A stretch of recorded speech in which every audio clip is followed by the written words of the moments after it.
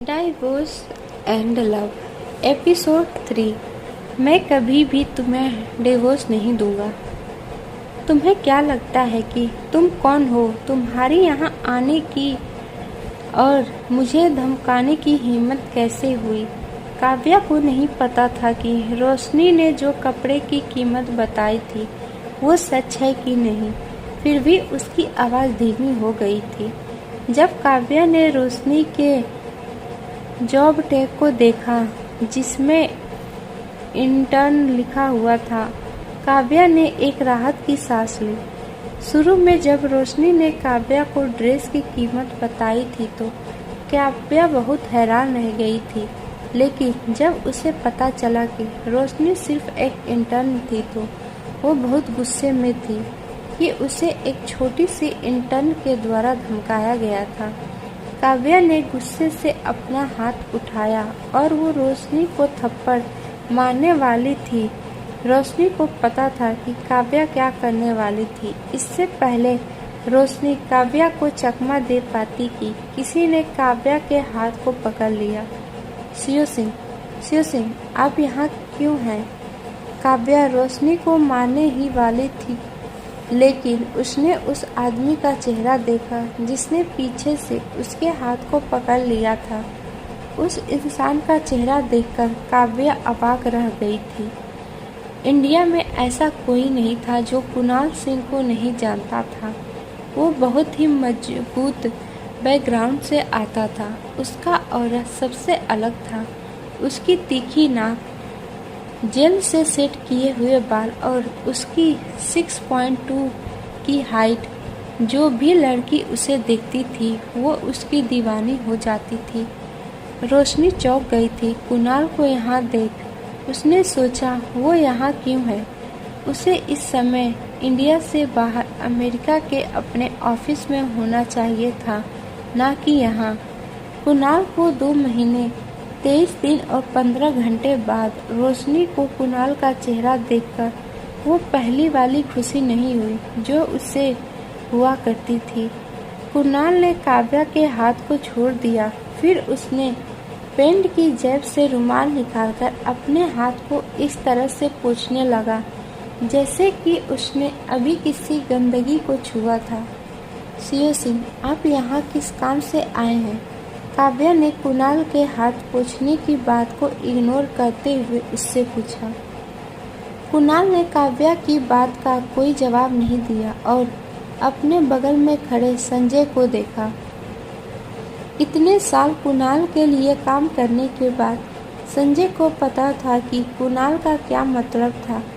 इसीलिए वो जल्दी से कुणाल के सामने खड़ा हो गया और उसने काव्या को जोरदार धक्का दे दिया जो कुणाल की तरह बढ़ रही थी।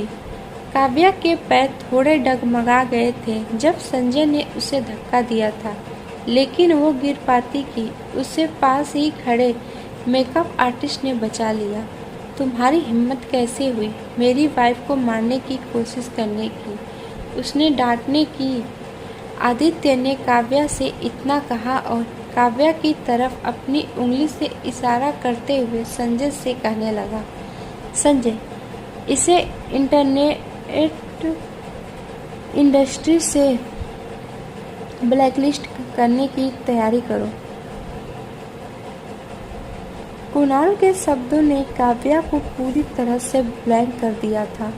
काव्या ने हैरानी के साथ कुणाल को देखा। उसे लग रहा था कि उसने गलत सुन लिया था। कुणाल सिंह की वाइफ, प्रेसिडेंट कुणाल सच में शादीशुदा है। ऐसी अफवाहें थी कि बिजनेस की दुनिया के किंग कुणाल सिंह मैरिड थे, पर किसी ने भी उन्हें किसी लड़की के साथ नहीं देखा था। इसीलिए सभी को लगा कि ये महज अफवाह ही थी। काव्या ने कभी भी नहीं सोचा था कि बिजनेस किंग की वाइफ एक मामूली जूनियर इंटर्न होगी। रोशनी भी उतना ही हैरान थी जितना कि काव्या हैरान थी। 5 सालों में ऐसा पहली बार हुआ था कि कुणाल ने उसे दूसरों के सामने वाइफ कहा था। शादी के पहले के 2 सालों में वो उसे कभी भी किसी पार्टी या सोशल प्रोग्राम में साथ नहीं लेकर गया था। बस उसने दूसरों को ये सोचने दिया कि वो मैरिड था।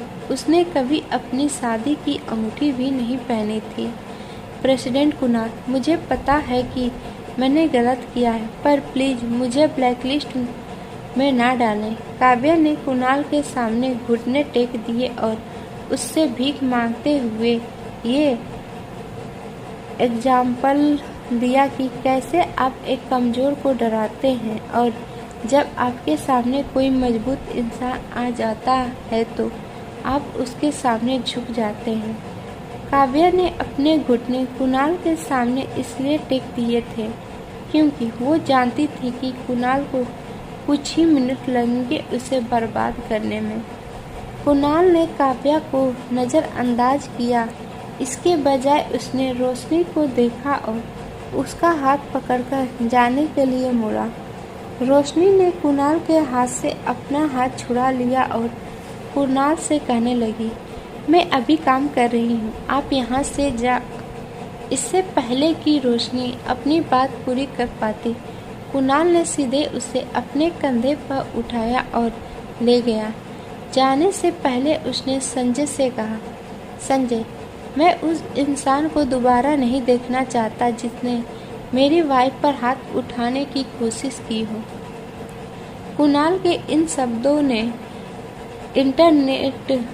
इंटरटेनमेंट इंडस्ट्री में काव्या के पूरे करियर को ही खत्म कर दिया था। बाहर आने के बाद कुणाल सीधा अपनी कार की तरफ गया। उसने कार के बैक सीट का दरवाज़ा खोला और रोशनी को सीधा अंदर बैक सीट पर बेदर्दी तरीके से पटक दिया। फिर खुद भी रोशनी के बगल में जाकर बैठ गया। रोशनी सीट से उठी और जैसे ही उसने कार के डोर को खोलने की कोशिश की, उसे पता चला कि कार पहले से ही लॉक हो चुकी थी। रोशनी कुणाल की तरफ मुड़ती है और उससे बोलती है, मुझे बाहर जाना है, कार का दरवाज़ा खोलो। रोशनी को कुणाल की ये हरकतें समझ नहीं आ रही थी। ड्राइवर कुणाल की तरफ मुड़ता है, मानो वो पूछना चाहता हो कि क्या वो कार के डोर्स को अनलॉक कर दे। कार स्टार्ट करो, कुणाल ने कमांडिंग टोन में ड्राइवर को आदेश देते हुए कहा। ड्राइवर ने तुरंत कार के इंजन को स्टार्ट कर दिया। रोशनी ड्राइवर के द्वारा कार स्टार्ट करने के कारण नाराज नजर आ रही थी। वो अपने बगल के आदमी को देखने के लिए मुड़ती है और उससे कहने लगती है, मिस्टर सिंह, प्लीज़ कार को रोकें, मैं अपने काम पर वापस जाना चाहती हूँ। प्लीज़ आप अपने ड्राइवर को कार रोकने के लिए कहें। रोशनी काव्या पर गुस्सा नहीं थी जितना वो कुणाल को स्टूडियो में देखकर गुस्से में थी। रोशनी का गुस्सा आपे से बाहर था, लेकिन फिर भी वो अपने आप को शांत दिखाने में कामयाब रही थी। तुम्हें मैं हर महीने लाखों युआन देता हूँ, फिर भी तुम्हें इस तरह के मुश्किल काम करने हैं। क्या तुम इसे काम करती हो? कुणाल ने कहा। उसकी आवाज़ काफ़ी ठंडी थी। मिसेस सिंह, क्या मैं तुम्हें बहुत कम पैसे देता हूँ या फिर तुम इस तरह के अत्याचार की शौकीन हो? कुणाल की साफ और पतली उंगलियों ने रोशनी की थोड़ी पर चुटकी लेते हुए उससे कहा। कुणाल की आवाज़ काफ़ी नरम थी, लेकिन उसमें उपहास को सुना जा सकता था। रोशनी कुणाल के हाथ को दूर करना चाहती थी, लेकिन वो नहीं कर सकी क्योंकि उसकी ताकत कुणाल की जितनी नहीं थी। मैं आपके जैसे बड़े आदमी की बराबरी नहीं कर सकती हूँ, जो कुछ मिनटों में ही करोड़ों कमाता हो। यदि आपको मेरे कारण शर्मिंदगी महसूस होती है तो आप डिवोर्स पेपर पर साइन कर सकते हैं जो मैंने आपको भेजे थे। रोशनी ने बिना किसी भाव के कहा। तुमने क्या कहा? कुणाल को डिवोर्स पेपर के बारे में कुछ भी नहीं पता था, इसलिए उसने हैरानी के साथ रोशनी से पूछा। रोशनी दंग रह गई थी। वो सोचने लगी कि क्या कुणाल घर नहीं गया था? अगर गया था तो क्या मिसेस सिंह ने कुणाल को डिवोर्स पेपर के बारे में नहीं बताया? कार में काफ़ी शांति छाई हुई थी। जब कुणाल का सब्र खत्म ही होने वाला था कि रोशनी ने हिम्मत जुटाते हुए कहा, मिस्टर सिंह, चलो डिवोर्स ले लेते हैं। रोशनी ने ये सब कहने के लिए काफ़ी हिम्मत जुटाई थी, फिर भी उसे ऐसा लग रहा था जैसे उसके गले में हड्डी फंस गई थी। ऐसा इसलिए था क्योंकि रोशनी ने हमेशा से सपना देखा था कि वो कुणाल के साथ पूरी ज़िंदगी बिताएगी। वो कुणाल से सबसे ज़्यादा प्यार करती थी। रोशनी की स्किन अभी भी लाल थी, जो काव्या के ऊपर कपड़े और सूच फेंकने के कारण हुई थी।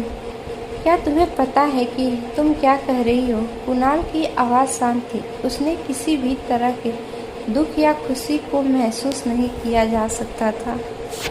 मिस्टर सिंह, हमें तलाक ले लेना चाहिए। रोशनी ने अपनी बातों को दोहराया। रोशनी की आवाज़ अभी भी पहले की तरह शांत थी। कुणाल के मन में सिर्फ एक ही विचार था और वो था रोशनी को मौत के घाट उतारना।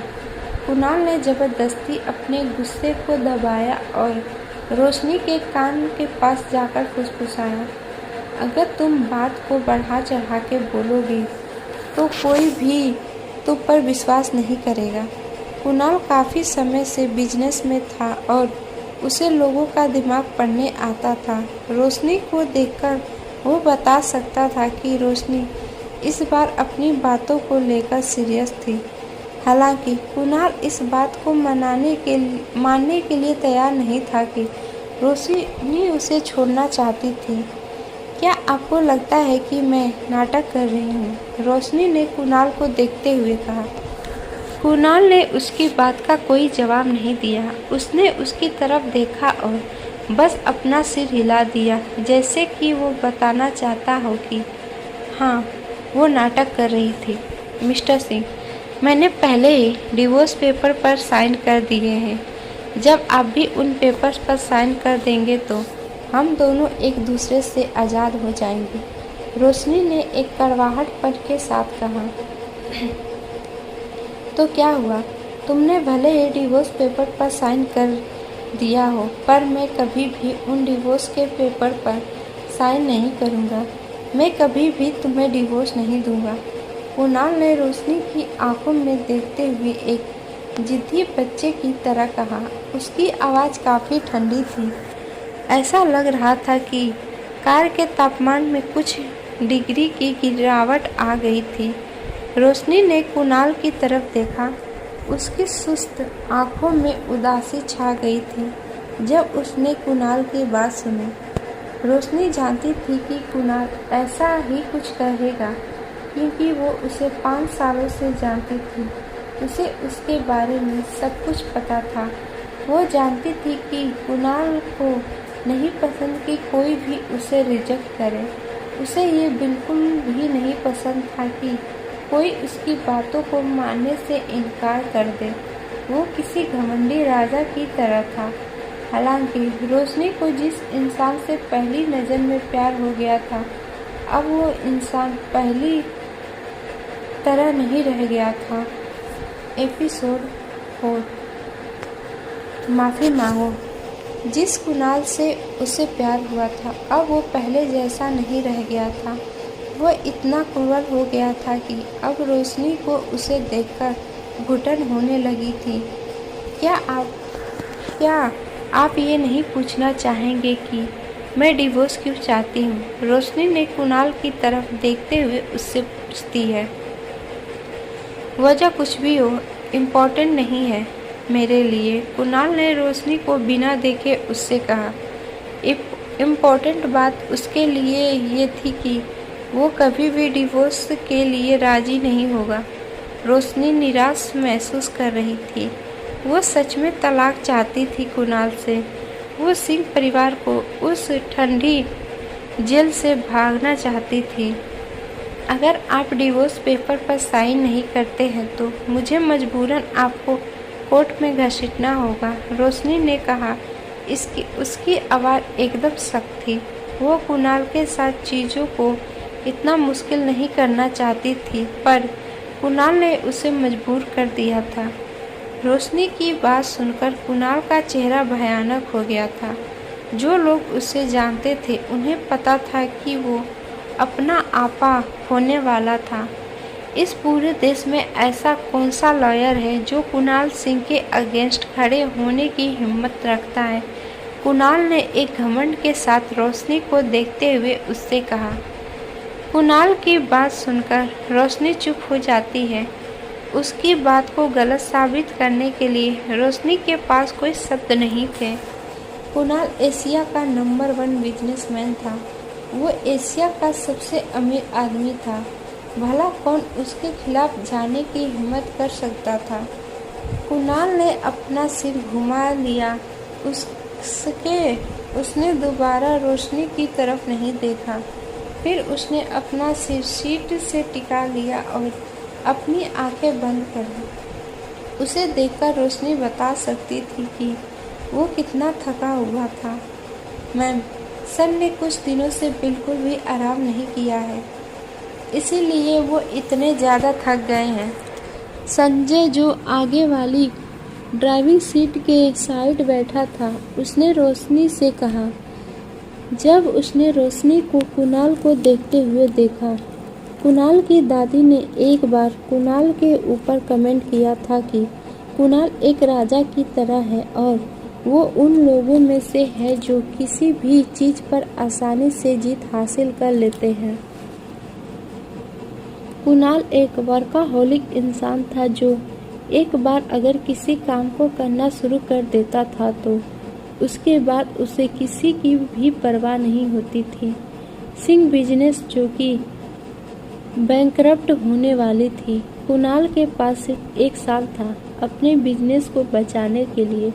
सबने कहा था कि वो बस अपना समय बर्बाद कर रहा है इस कंपनी में, लेकिन कुणाल ने न सिर्फ अपने फैमिली बिजनेस को दोबारा खड़ा किया, बल्कि उसने उस कंपनी को एशिया की नंबर 1 कंपनी भी बना दिया।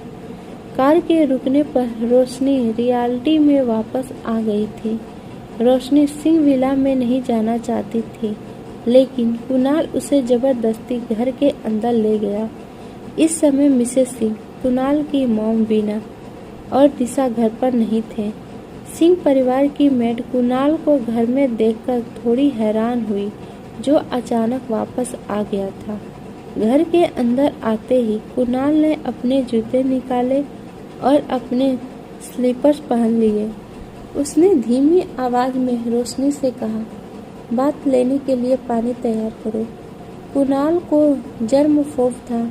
काव्या से उसका हाथ बस कुछ सेकंड के लिए टच हुआ था, पर फिर भी वो उस हाथ को कई देर तक पोंछता रहा था।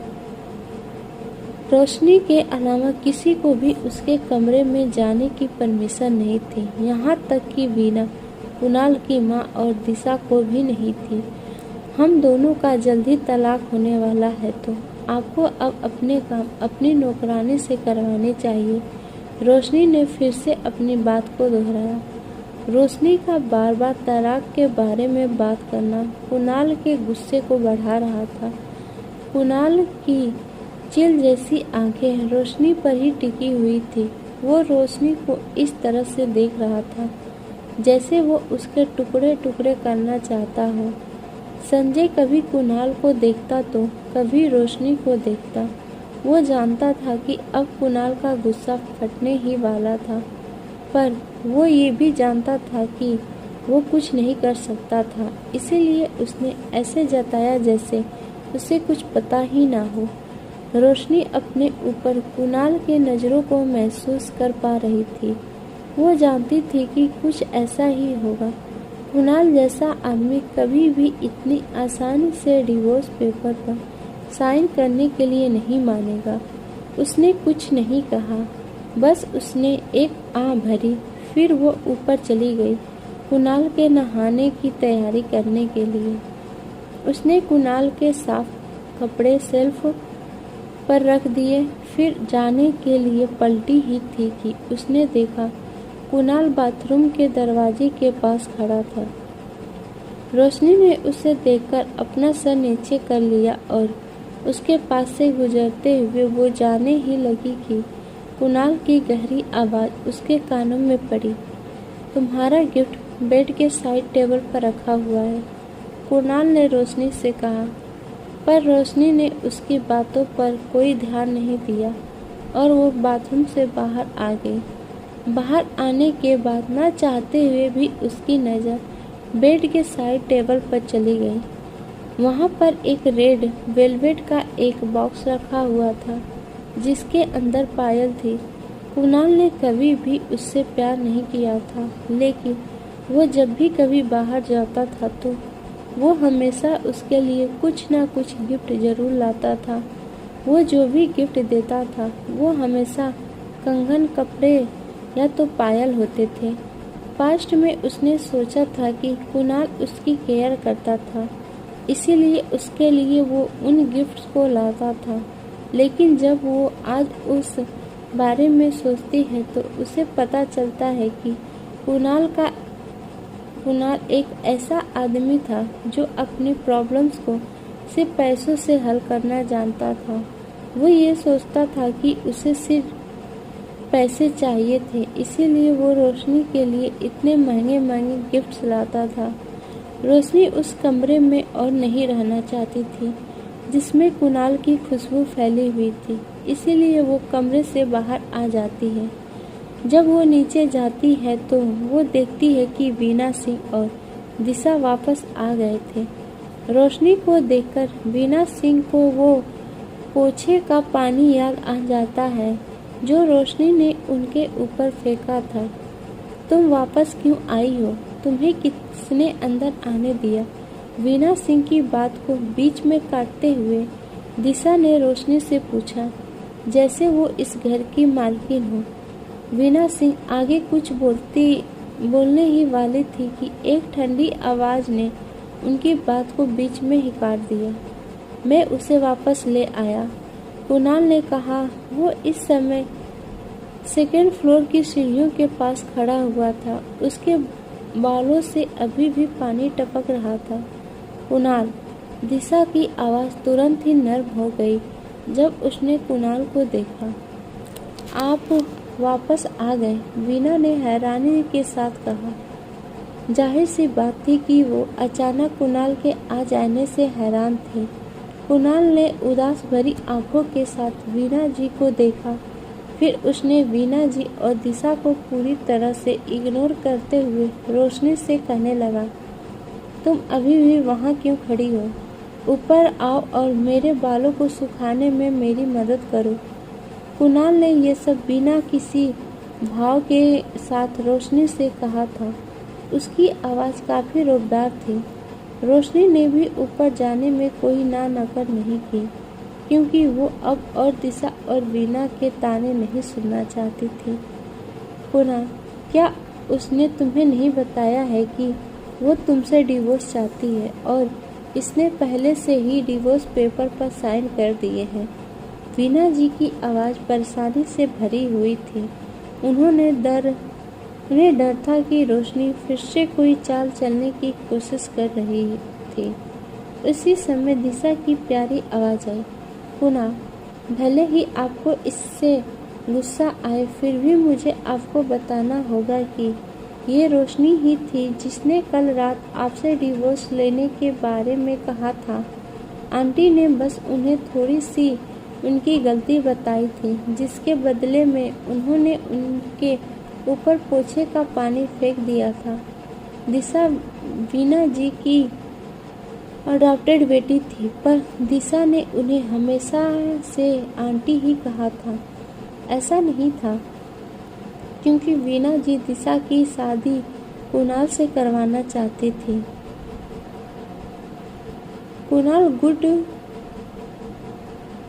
कुणाल मुड़ गया और दिशा को अजीब तरह से देखने लगा। उसके लिए यह मानना मुश्किल था कि रोशनी ऐसा कुछ कर सकती थी, क्योंकि वो हमेशा से जानता था कि रोशनी सिंह फैमिली के लिए कितनी नर्म रही थी। उसने हमेशा से सिंह फैमिली के मेंबर्स का ख्याल रखा था। कुणाल के बालों से अभी भी पानी टपक रहा था। वो इस समय काफ़ी चार्मिंग लग रहा था, पर रोशनी के पास उस पर लट्टू होने का समय नहीं था। उसने कुणाल के आंखों के सवालों को समझ लिया था। रोशनी ने दिशा के आरोपों को कबूल करने से पहले अपने चेहरे पर एक शैतानी मुस्कान लाई। फिर कुणाल को देखते हुए उससे बोलने लगी, हाँ, दिशा जो कह रही है वो सच है।